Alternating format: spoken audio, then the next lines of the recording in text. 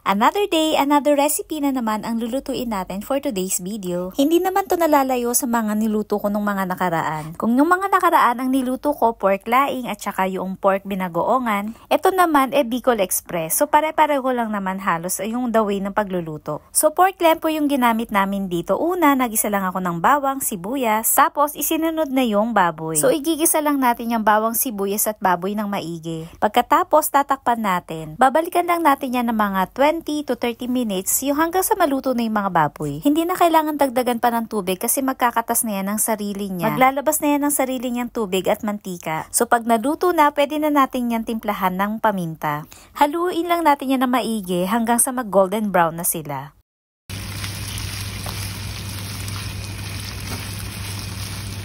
Ayan, pagka medyo luto na, pwede na nating timplahan yan ng alamang. Konti lang yung ilalagay natin para hindi naman siya maalat. Mamaya na lang magdadagdag ng asin pag sa tingin ninyo may kulang pa sa lasa.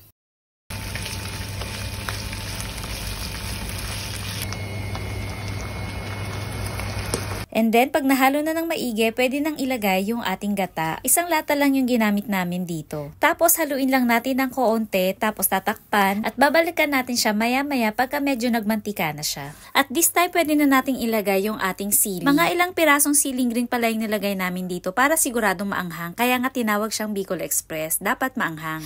Dahil medyo parang feeling namin konti yung paminta, so magdadagdag tayo. Haluin lang na maigi, tas maya-maya tikman nyo na kung pwede na yung lasa. At ayan nga, nagagawan pa sa takip. Hindi kasi talaga ako yung nagluto dyan, saling kit-kit lang. Taga-video lang talaga ako dyan at saka taga-tikim. Ganda lang ang ambag, chos.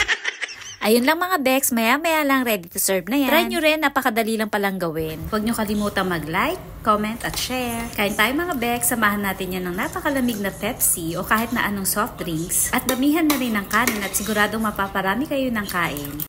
Yun lang, kain tayo. Thank you, bye!